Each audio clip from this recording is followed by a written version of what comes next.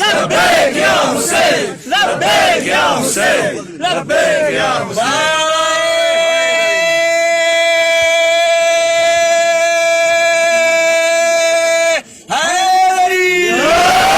چھوٹی باتیں بہت بڑی ہوتی ہیں۔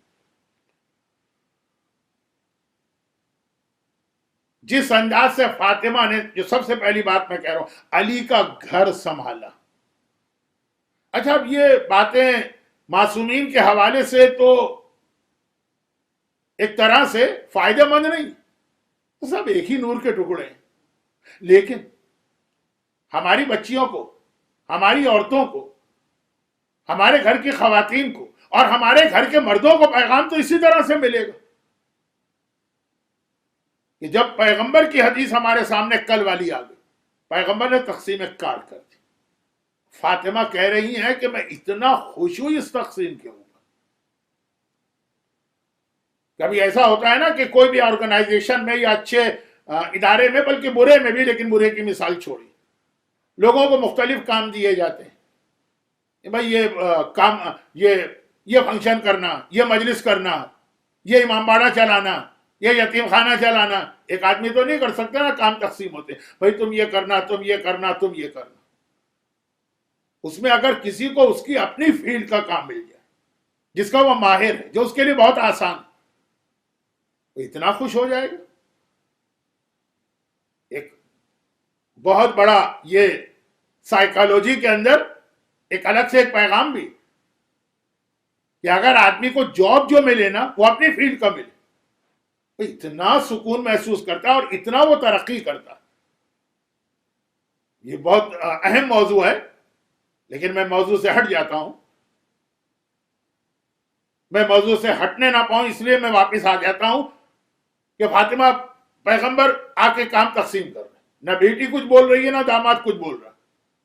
ہو سکتا ہے پیغمبر کہہ دیتے فاطمہ تمہیں گھر کے باہر کے کام کرنا، علی تمہیں گھر کے اندر کے تقسیم سنبھال لیتے کو، لیکن وہ خوشی نہیں ہوتی جو فاطمہ کی خواہش ہے، جو فاطمہ کی تمنا ہے۔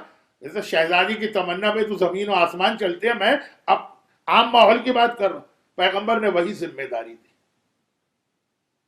اور یہ بتا دیا کہ کس انداز سے ایک مومنہ کا گھر ہونا چاہیے۔ اچھا، علی اور فاطمہ کی زندگی پہ کون عمل کرے گا؟ یزید، ظالم حکمران، شمر، یا مومن اور مومنہ؟ اور اگر سید ہیں تو کیا کہنے فاطمہ کے بیٹے اور فاطمہ کی بیٹی۔ گھر اس طرح چلتے ہیں، بیوی اس طرح سے گھر کو سکون کا گہوارہ بنا، مگر شرط یہ ہے کہ شوہر بھی گھر کے باہر کی اپنی ذمہ داریاں ادا کرے۔ یہاں ہمارے یہاں بیلنس نہیں۔ ایک چھوٹی سی بات عرض کر کے آج کی مجلس ختم کر رہا ہوں، پھر پیغام مکمل کل کروں گا۔ اب پیغمبر نے تقسیم کام کر دی، تقسیم کار کر دی۔ اچھا، اب اس کے اندر ایک نقصان اور ہے، اگر اگلی روایت ہمارے پاس نہ ہوتی۔ کیا کام ہے؟ کیا اس میں نقصان ہے جو ہمارے یہاں ہو رہا ہے؟ مرد نکھٹو بن جاتے ہیں، گھر میں آ کے ہل کے پانی بھی نہیں پیتے، بیوی بیمار بھی ہے تب بھی اسی کو ناشتہ بنا کے شوہر کو چائے بنا کے دینا۔ موضوع پہ بات بہت ہوتی ہے تو میں ٹونٹنگ والے جملے نہیں کہہ رہا ہوں، میں تو حدیث پڑھنا چاہتا ہوں، اس کے بعد والی حدیث۔ تقسیم کار تو کر دی پیغمبر نے کہ تمہارا یہ کام ہے، تمہارا یہ کام، مگر اس کا مطلب یہ نہیں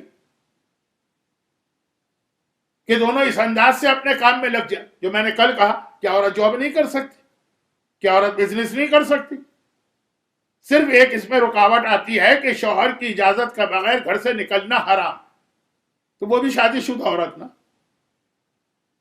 لیکن آج کل کی دنیا نے تو اور آسان کر دیا کہ شادی شدہ عورت بھی گھر سے نکلے بغیر اتنے سارے کام گھر میں انجام دے سکتی ہے۔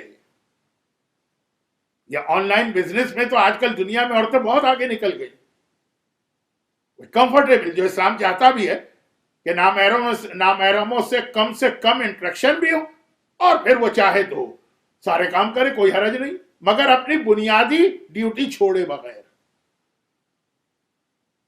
جو ہر آدمی کی اصل ایک ڈیوٹی ہوتی ہے۔ یہاں پہ میں ایک واقعہ سناتا ہوں، ذرا جوک نما ہے، لیکن چونکہ یہ شہادت کی رات نہیں ہے، شہادت کے بعد والی رات بھی نہیں ہے، تو اس کو سنایا جا سکتا ہے۔ بڑا سے بڑا آپ کام کر کے دیں گھر والوں کو، لیکن اپنی اصل ڈیوٹی نہ چھوڑیں۔ بہت ہی مشہور ایک جوک ہے، لیکن سن لیجئے مختصر، میری گفتگو بعض اوقات بہت ڈرائی ہو جاتی ہے۔ ایک صاحب نے اپنے گھر کی حفاظت کے لیے ایک سیکیورٹی گارڈ رکھا، جو ہم کراچی کی زبان میں بات کریں ایک چوکیدار رکھا۔ تمہارا کام یہ ہے کہ رات بھر جاگو، پہرا دو۔ ان صاحب کو ایک دفعہ ایسا ہوا کہ بالکل صبح 6 بجے کی فلائٹ سے کراچی سے اسلام آباد جانا تھا۔ گورنمنٹ آفیسز وہیں ہیں، وہیں کام تھا، جانا تھا۔ جب وہ صبح گھر سے نکلنے لگے 5 بجے تو چوکیدار نے ان کے پیر پکڑ لیے، کہا کہ آج آپ نہ جائیے۔ میں کیوں نہ جاؤں؟ کہا کہ میں ابھی جو سو رہا تھا تو میں نے خواب دیکھا کہ جس پلین سے آپ جا رہے ہیں کریش ہو گیا ہے، سب لوگ مر گئے ہیں، تو اگر آپ اس پلین سے گئے، وہ دل میں ایک برا خیال تو آ جاتا ہے ایسی باتیں سن۔ بہت ریکویسٹ، چلے انہوں نے اس کی بات مان لی۔ 2 گھنٹے کے بعد نیوز آئی کہ واقعاً پلین کریش ہو گیا اور سب مر گئے، ایک بھی زندہ نہیں بچا۔ چوکیدار کو بلایا، کہا تمہارا شکریہ، تمہاری وجہ سے میری جان بچ گئی، یہ انعام لو اور یہ لیٹر لو۔ لیٹر کیا ہے؟ یو آر فائرڈ، تمہیں تمہارے جاب سے نکالا جا رہا، نوکری سے نکالا جا رہا، جاؤ خدا حافظ۔ تو گھبرا گیا، میں نے آپ کی جان بچائی، میں نے آپ کے ساتھ نیکی کی، تو بس یہ خالی انعام، میں تو سمجھ رہا تھا میرا اسٹیٹس ہائی ہو جائے گا۔